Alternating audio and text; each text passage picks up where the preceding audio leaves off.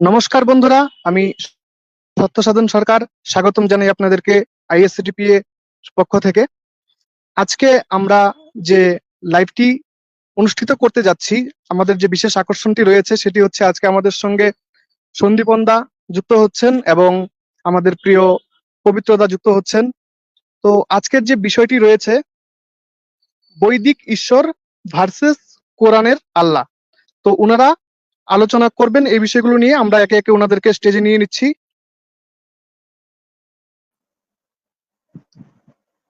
নমস্কার পবিত্রদা।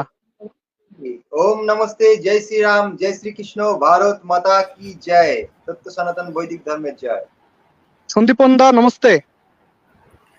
নমস্তে নমস্তে ওম সবাইকে নমস্তে। জি আপনার বহুত বহুত ধন্যবাদ। জি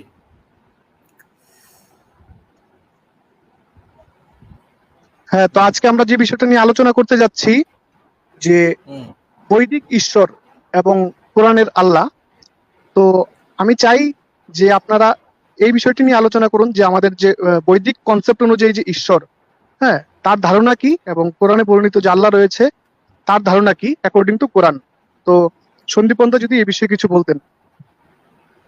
হ্যাঁ, আমি এই বিষয়ে আপনাকে আমি শুরু করছি। আমি কিছু স্লাইড দিয়ে মানে করব, মানে জিনিসগুলো বোঝানোর চেষ্টা করব। তো আমি একটা স্লাইড ওপেন করে আপনাদের দেখাচ্ছি। দেখেন, আমি একটু দেখেন একটু, হ্যাঁ হ্যাঁ, এবার আমি স্ক্রিনটা একটু শেয়ার করি। দেখেন, যে বৈদিক ঈশ্বর আছে, বৈদিক ঈশ্বর আমাদের যে সনাতন শাস্ত্রে যে বৈদিক ঈশ্বরের কথা বর্ণনা রয়েছে, সেই বৈদিক ঈশ্বরকে আমাদের মুসলমান যারা আছে তারা বৈদিক ঈশ্বরকে ইসলামের ঈশ্বর হিসাবে সাব্যস্ত করার চেষ্টা করে। ওরা বলতে চায় যে বেদে দেখুন ঈশ্বর এক এবং অদ্বিতীয়, এই জন্য যেহেতু বেদে ঈশ্বর এক এবং অদ্বিতীয় আছে, কোরআনেও আল্লাহ এক এবং অদ্বিতীয়, ওই জন্য বেদের ঈশ্বরই হচ্ছে কোরআনের আল্লাহ। এই ধরনের মন্তব্য তারা করতে থাকে। তো আমি এই বিষয়ে একটু আপনাদেরকে একটা স্লাইড দেখাতে চাইছি। একটু আমাকে সময় দেন, একটু আমাকে সময় দেন। হ্যাঁ, আমি দেখাচ্ছি। দেখেন, আমি দেখাচ্ছি আপনাদের। এক সেকেন্ড, আমি দেখাচ্ছি। দেখেন, ঠিক আছে, এই দেখেন, সবাইদের বলবো একটু শেয়ার করে দেন। দেখেন, আমার স্ক্রিনটা লাগান। হ্যাঁ, আমরা সেই স্ক্রিনটাকে নিয়ে আসছি। দেখেন, হ্যাঁ দাদা দেখেন, হ্যাঁ স্ক্রিনটা দেখা যাচ্ছে না? আমি এটা মানে হিন্দিতেই দেখাচ্ছি, আর আমি আপনাদের বাংলাতেও এটা তর্জমা করে বা এটার অর্থ করে বলবো। দেখেন, এই আপনাকে আমি দেখাচ্ছি যে ঋগ্বেদের 3:59 নম্বর মন্ত্র, সেখানে বলা আছে, দেখেন, ঈশ্বরের বিষয় বলা আছে, ত্র্যম্বকম যজামহে সুগন্ধিম পুষ্টিবর্ধনম উর্বারুরমিব বন্ধনম মৃত্যুর মোক্ষে অমামৃতম। এইখানে বলা আছে, हे मनुष्य, जिस अच्छे प्रकार पुण्य रूपीय यश युक्त पुष्ट करने वाले तीनों काल में रक्षण करने व तीन अर्थात जीव, कारण और कार्यों की रक्षा करने वाले परमेश्वर को हम लोग उत्तम प्रकार प्राप्त होवे, उसकी आप लोग भी उपासना करिए। और जैसे मैं बंधन से कंकड़ी के फल के सदृश मरण से छूटूं, वैसे ही आप लोग भी छूटिए। जैसे मैं मुक्ति से ना छूटूं, वैसे आप भी मुक्ति की प्राप्ति से विरक्त मत होइए। तो এইখানে বলা আছে যে মনুষ্যগণ, যে ঈশ্বর তিনি মানে ত্রিয়ম্বকম শব্দ আছে, যে তিন কালে উনি রক্ষা করেন মানুষদেরকে রক্ষা করে, আর আমাদেরকে ওই ঈশ্বরেরই উপাসনা করা উচিত। তো বেদে ইয়ে ভাবে মানে প্রথম থেকে লাস্ট অব্দি বেদের এক ঈশ্বরবাদেরই কথা বলা আছে। আমি এই কথাটা কেন নিয়ে এসেছি দেখেন। তারপরে এসছে হে জগদীশ্বর হাম, তারপরে এসছে গণনাম তো গণপতি হুম হওয়ামহে, প্রিয়ানাম তো প্রিয়পতি হওয়ামহে, নিধিনাম তো নিধিপতিম হওয়ামহে। कि एखाने बोला है हे मनुष्य जो सब जगत की रक्षा, चाहे हुए सुख का विधान, ऐश्वर्य का भली भांति दान, प्रकृति का पालन और सब बीजों का विधान करता है, उस जगत ईश्वर की सब उपासना करे। यानी एखाने बोला है जे ईश्वर के जे सब जगत के रक्षा करे और जे सुखेर विधान करे, ऐश्वर्यों की भली भांति दान, प्रकृति का पालन और सब बीजों का विधान करता है।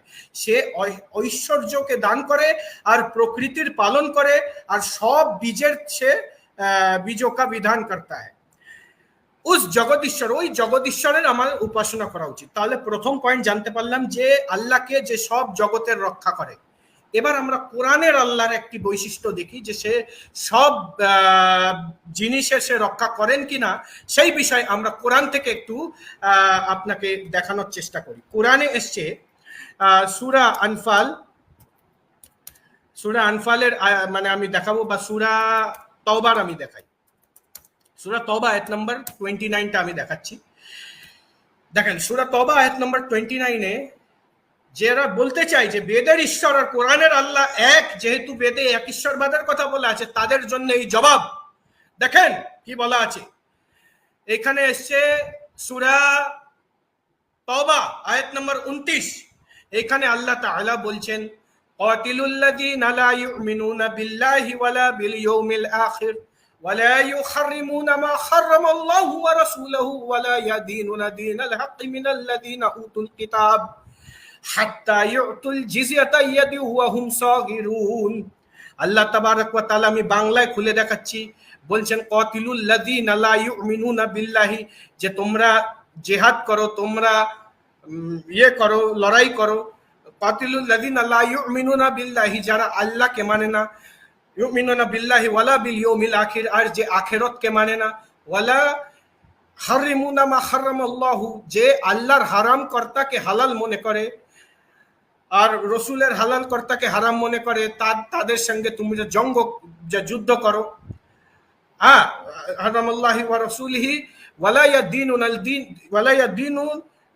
দীনাল হাক্কি মিনাল্লাযিনা উতুল কিতাব, আর যারা দ্বীনে হক অর্থাৎ ইসলামকে যারা মানে না তাদের সঙ্গে যুদ্ধ করো। তারপর হাত্তা ইউতুল জিজিয়াতা ইয়াদি ওয়া হুম সাগিরুন, যতক্ষণ না তারা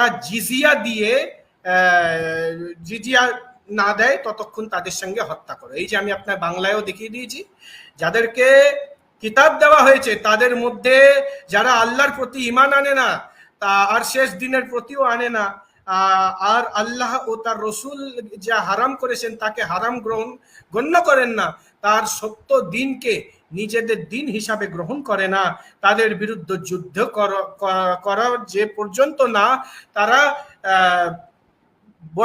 বশ্যতা সহকারে স্বেচ্ছায় ট্যাক্স দেয়, মানে জিজিয়া ট্যাক্স যতক্ষণ না দেয় ততক্ষণ তাদেরকে হত্যা করো। কিন্তু বেদের ঈশ্বর এই ধরনের কোনো কথা বলছে না, ও মানুষের সুখের বিধান চাইছে।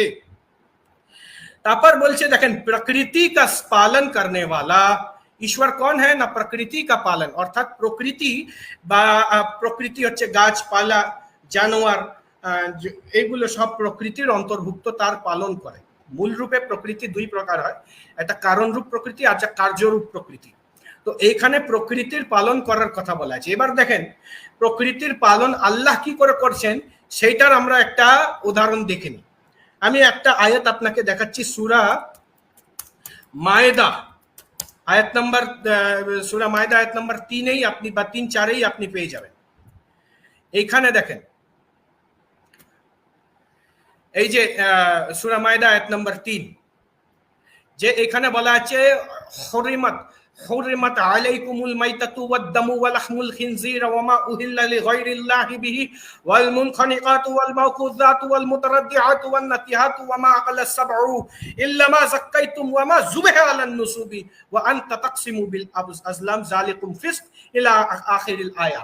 এখানে এসছে যে তোমাদের জন্য অবৈধ করা হয়েছে, তোমাদের জন্য হারাম করা হয়েছে মৃত জন্তু, যে একটি জানোয়ার যে আপনি আপ মারা গেছে সেটা তোমাদের জন্য হারাম। প্রবাহিত রক্ত, যে প্রবাহিত রক্ত সেটাও তোমাদের হারাম। শুকরের মাংস হারাম। আল্লাহ ছাড়া অন্যের নামে জবাইকৃত পশু এটাও হারাম। মানে আল্লাহ ব্যতীত, আল্লাহর নাম ছাড়া অন্য কারোর নামে জেবা করলে সেটা হারাম হয়ে যায়। তার মানে আল্লাহ এই আয়াত দিয়ে বলছেন যে আমার নামে তুমি জেবা করো সেটা হালাল হবে।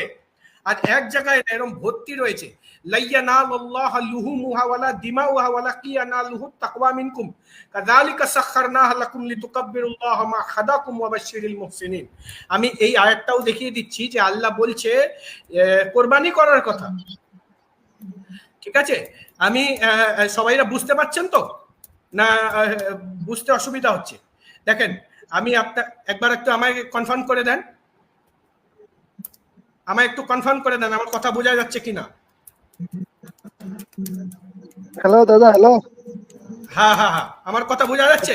দেখেন আমি শুনুন, আপনি যে রেফারেন্স দিয়েছেন সেটা রেফারেন্স তো সরাসরি নাই। কোথায় নেই? আচ্ছা ভাই, আপনি মিউট করেন ভাই, মিউট করেন নেই ভাই। এই যে আমি দিয়ে দিচ্ছি, সময় দেওয়া হবে। এই যে রেফারেন্স, লাইয়ানাল্লাহু লুহুমুহা ওয়ালা দিমাউহা ওয়ালাকিন ইয়ানালুহু তাকওয়া মিনকুম। সূরা মাইদা 103।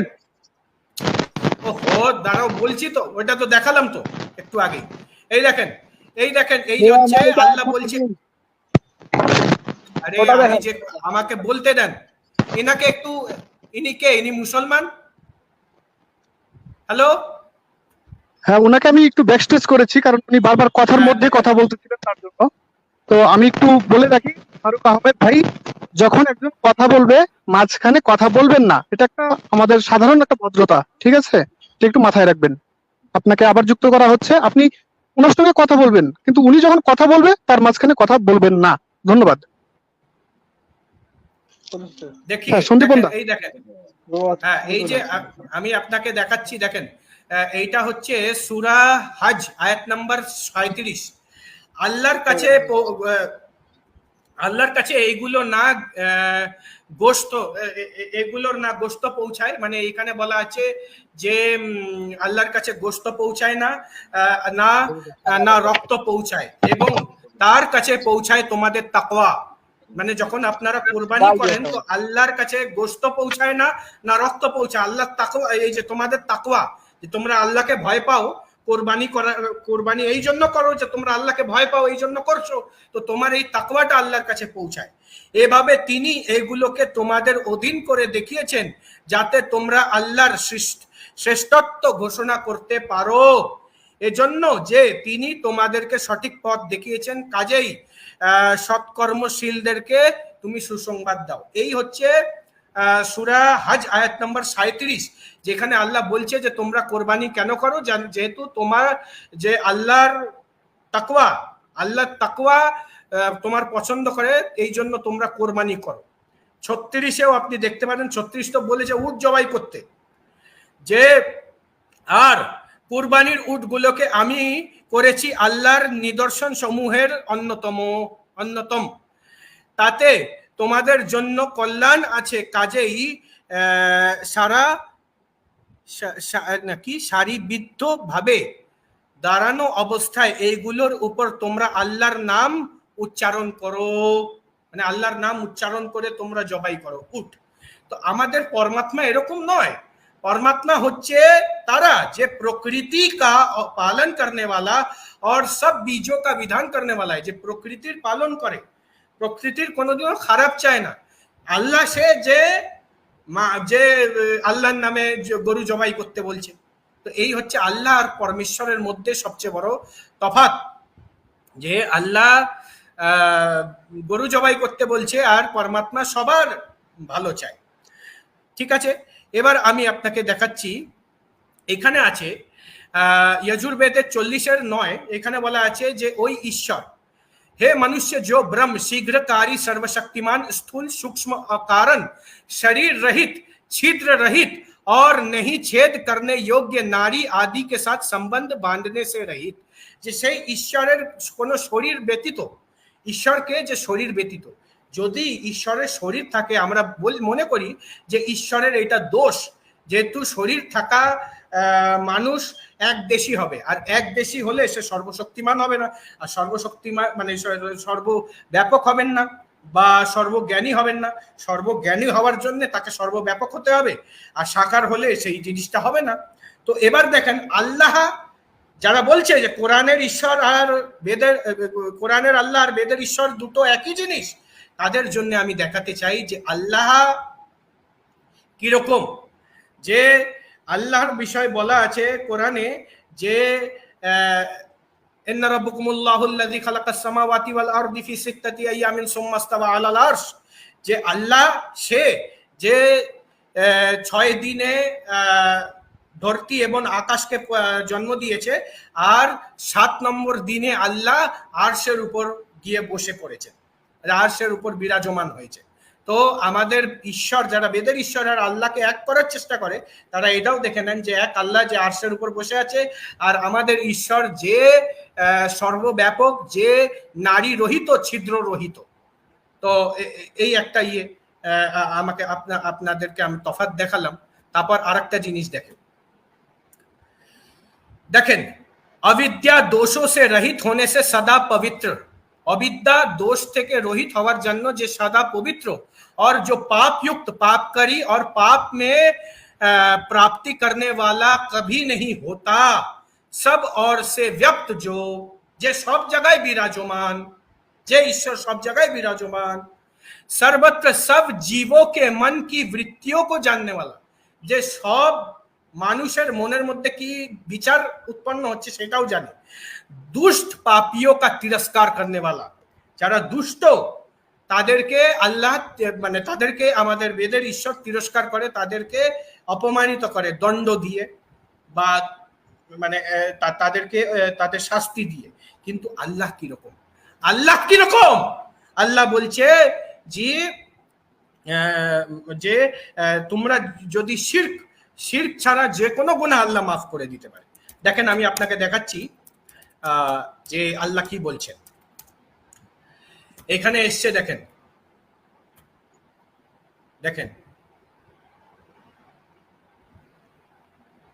আমি আপনাকে দেখাচ্ছি, দেখেন ভালোভাবে দেখেন, আমি আপনাকে দেখাচ্ছি। দেখেন এই যে আপনারা দেখতে পাচ্ছেন, আমি আপনাকে দেখাচ্ছি। Indeed, Allah does not forgive association with him. আল্লাহ এটাকে ক্ষমা করবে না যে তুমি শিরিক করো, but he forgives what is less than that. আর আল্লাহ এটাকে ক্ষমা করে, শিরক ব্যতীত যত গুনাহ আছে আল্লাহ সেইটাকে ক্ষমা করে দেন। For whom he wills, যাকে ইচ্ছা তাকে ক্ষমা করে দেন। তো যাকে ইচ্ছা তাকে ক্ষমা করে দেন। And he who associate others with Allah has certainly gone astray. আর যারা আল্লাহকে ছাড়া অন্য কাউকে পুজো করে আল্লাহ তাকে গুমরাহ করে দেয়, তাকে Allah has certainly gone far astray, তারা গুমরাহ হয়ে যায় যারা আল্লাহকে ব্যতীত অন্য কাউকে পুজো করে। এই আয়াতটা আমি আপনাদের সামনে পড়ে শোনাচ্ছি। ইন্নাল্লাহা লা ইয়াগফিরু আন ইউশরিকা বিহি মা দুনা যালিকা লিমান ইয়াশা ওয়া মান ইউশরিক বিল্লাহি ফাকাদ ইফতারা ইউশরিক বিল্লাহি ফাকাদ দাল্লা দালালাম বাঈদা, এইখানে এসছে। তো এখানেও বলা আছে যে তোমরা আল্লাহকে ছাড়া অন্য কাউকে যদি তোমরা পুজো করো তাহলে তোমার গুনাহ মাফ হবে না, কিন্তু তুমি আল্লাহকে যদি পুজো করো তাহলে তুমি যতই খারাপ কাজ করো না কেন আল্লাহ তোমাকে ক্ষমা করে দেবে। একটি হাদিস এই বিষয়ে আমি দেখাতে চাই, ঠিক আছে? আমি লাস্টে দেখিয়ে আমি তারপর আমাদের মিত্রগণের বক্তব্য এখানে নেব, তারপর আমি জিনিসটা আরো প্রমাণ নিয়ে আসবো। 2-3টে বিষয় এখানে কভার করলাম। আচ্ছা এখানে দেখেন আমি আপনাকে দেখাচ্ছি। দেখেন আমি এই আপনাদেরকে এই সৌদি আরবের হাদিসের ওয়েবসাইট থেকে দেখাচ্ছি। এইখানে দেখেন, এই যে দেখেন মিশকাতুল মাসাবি হাদিস নাম্বার 26, এইখান থেকে দেখাচ্ছি। মিশকাতুল মাসাবি হাদিস নাম্বার 26, সহি বুখারি 7887 নম্বর হাদিস, সহি বুখারি 5827 নম্বর হাদিস, মিশকাতুল মাসাবি হাদিস নাম্বার 1125, মিশকাতুল মাসাবি হাদিস নাম্বার 2376 নম্বর হাদিস। এই হাদিসটা মুতাওয়াতির হাদিস, মানে এই হাদিসকে অস্বীকার করার কোনো সুযোগই নেই। বুখারিতেও রয়েছে, আর তাওয়াতুরের সঙ্গে ইমামগণরা এই হাদিসটাকে নকল করেছে। দেখেন কি বলেছে, আমি আপনাকে দেখাচ্ছি, আমি বাংলাটা পড়ে শোনাই। দেখেন বুখারিটা করলে বাংলায় চলে আসবে। দেখেন দেখেন বুখারির তুরুকটা পড়ে শোনাচ্ছি। দেখেন এই দেখেন, আবু জার থেকে বর্ণিত, নবী সাল্লাল্লাহু আলাইহি ওয়াসাল্লাম বলেছেন, আমাদের কাছে জিবরিল এসে সুসংবাদ দিল যে আল্লাহর সঙ্গে শিরক না করে কেউ মারা গেল তবে সে জান্নাতে প্রবেশ করবে। আমি বললাম, যদি সে চুরি ও জেনা করে তবেও কি? নবী সাল্লাল্লাহু আলাইহি ওয়াসাল্লাম, যদি সে চুরি করে এবং জিনা করে তবেও সে জান্নাতে যাবে। তাহলে এই হচ্ছে এই আল্লাহ আর পরমাত্মার মধ্যে তফাৎ, যে পরমাত্মার জন্য গীতায়ও বলা আছে কি অবশ্যম, মানে ইয়েতে বলা আছে যে কর্মণ্যে বাদিকা রাস্তে মা ফলেষু কদাচনা মা কর্মফল হেতুর ভূর্ণা তে সঙ্গোস্ত কর্মণি। তো আমি ওটাও দেখিয়ে দিচ্ছি, কর্মণ্যে বাদিকা রাস্তের শ্লোকটাও দেখিয়ে দিচ্ছি। আর বেদের এটা তো আমি দেখিয়েছি যে কর্মফল অনুসারেই ঈশ্বর মানুষকে ফল দেয়, কর্মফল সিদ্ধান্ত অনুসারে। দেখেন, কর্মণ্যবাধিকারস্তে মা ফলেষু কদাচনা, এটা হচ্ছে Bhagavad Gita chapter number 2 verse number 47। এখানে বলা আছে যে যে you have the right to work only but never to its fruits. তোমার কাছে কর্ম করার অধিকার আছে, ফল তুমি সেই কর্মের অনুসারেই পাবে। Let not the fruits of action be your motive, nor let your attachment be in action. এরকম অনেক জায়গায় উপনিষদেও বাক্য এসছে যে তুমি যেমন কর্ম করবে তোমাকে সেইভাবেই ফল দেওয়া হবে। তাহলে কোরআনের আল্লাহ আর বেদের ঈশ্বরের মধ্যে কিছু তফাৎ আমরা দেখতে পারলাম। জি, কেউ কিছু বক্তব্য দিতে চান? আপনাকে ভাই যখন সময় আসবে আপনাকে বলতে দেওয়া হবে, এখন একটু মিউট করেন। হ্যাঁ, আমরা এবার চলে যাচ্ছি পবিত্র কুমার আর্য দাদার কাছে। হ্যাঁ, পবিত্র কুমার আর্য দা, এই বিষয়ে যদি আপনি কিছু বলতে চান তাহলে আপনি বলতে পারেন। অবশ্যই অবশ্যই, আপনাদেরকে অসংখ্য ধন্যবাদ। এমন একটা বিষয় রেখেছেন যা অত্যন্ত গুরুত্বপূর্ণ একটা বিষয়, এবং এই বিষয় নিয়ে বলতে আমি প্রথমে আমাদের সন্দীপন ভাইকে অসংখ্য ধন্যবাদ দেব। এত সুন্দর সুন্দর পার্থক্য তিনি এখানে উপস্থাপন করেছেন, এবং আমিও কিছু পার্থক্য আপনাদের সামনে উপস্থাপন করছি। এবং তার পূর্বে দু চারটে কথা বলে নিই। সেটা হচ্ছে কি, যে ইসকন নামক একটা সংস্থা রয়েছে, রামকৃষ্ণ মিশন নামক একটা সংস্থা রয়েছে, এবং অনুকূল নামক একটা সংস্থা রয়েছে, যাদের দাবি আল্লাহ এবং ঈশ্বর এক। এবং কেমন এক? রামকৃষ্ণজি মানে নাকি তত্ত্বের নাকি বিশাল জগতে নাকি ডুবে থাকতেন। তিনি প্রমাণ দিচ্ছেন কি, যেমন জল, কেউ বলছে পানি, কেউ বলছে ওয়াটার, কেউ বলছে নীলু, কেউ বলছে জল, এভাবে নানান ধরনের ভাষায় নানান ভাবে বলছে। তো কিন্তু বস্তুটা একই। তো এমন ঈশ্বর আল্লাহ গড সব একই।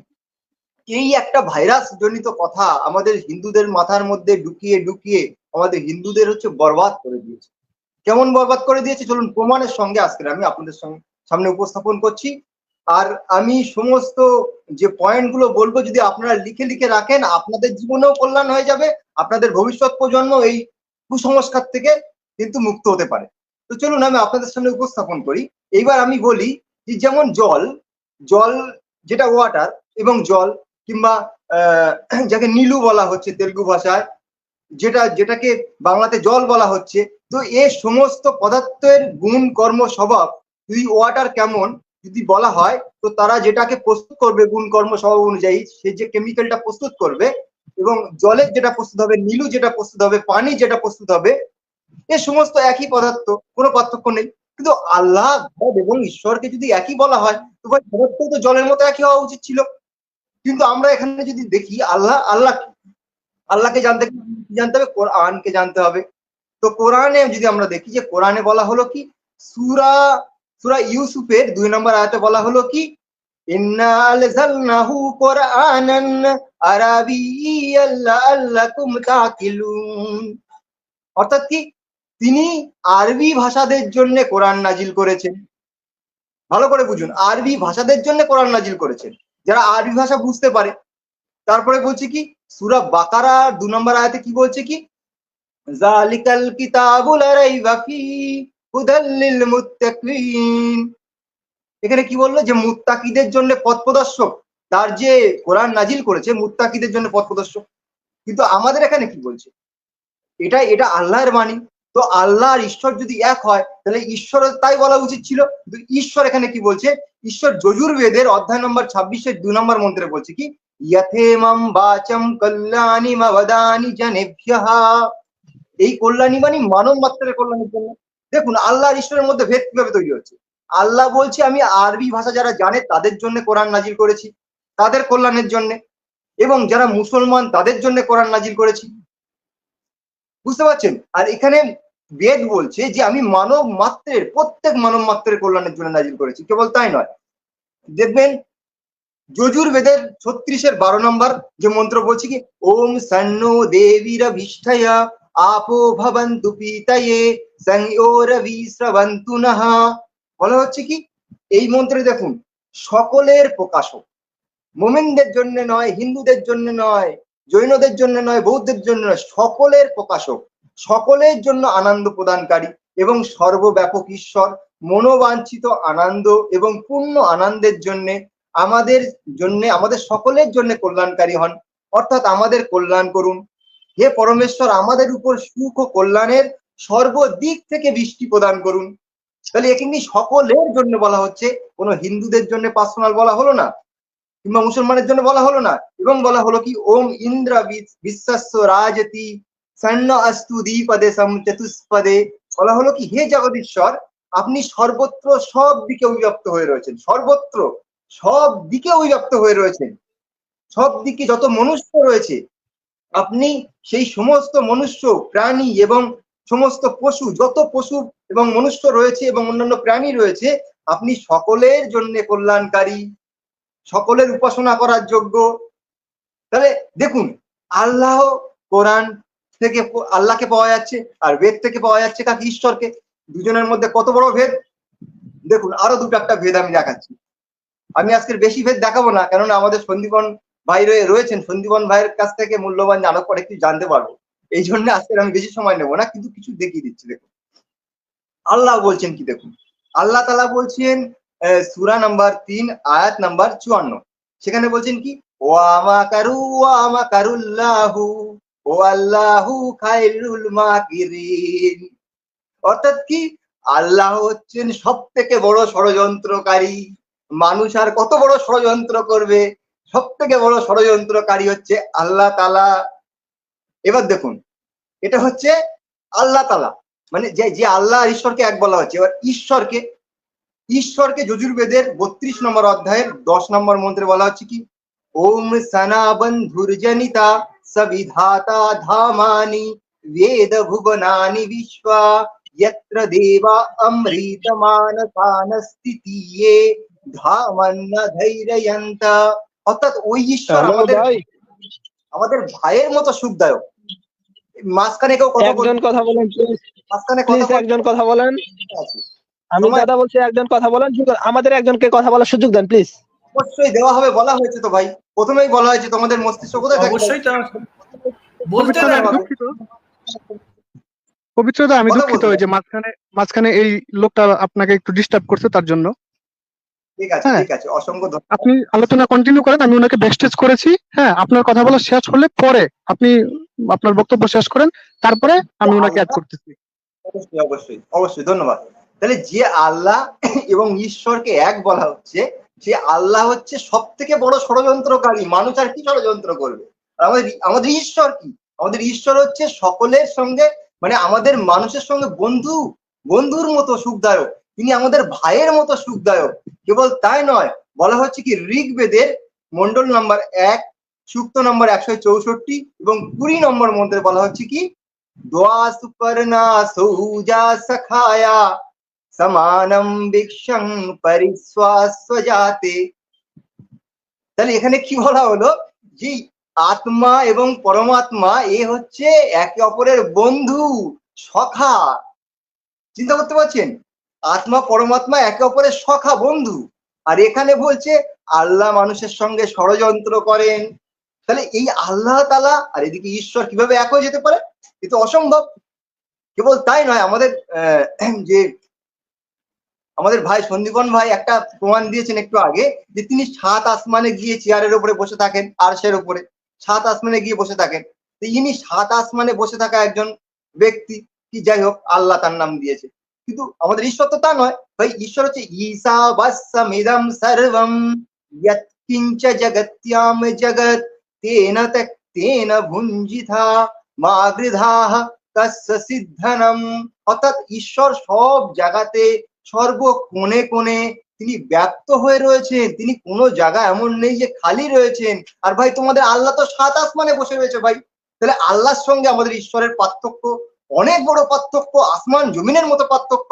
এই জন্য আমাদের যেসব হিন্দু সংগঠনের মধ্যে তারা হিন্দু হিন্দু করে, যে রামকৃষ্ণ মিশন অনুকূল কিংবা এই যে অন্য কুলেরা রয়েছে এবং আমাদের ইসকন, এরা কিসের ভরসায় বলে, কিসের সাহসে বলে, কোনো তথ্য প্রমাণ কিচ্ছু নেই, কেবল গা ভাসিয়ে দিয়ে বলছে আল্লাহ ঈশ্বর সব এক।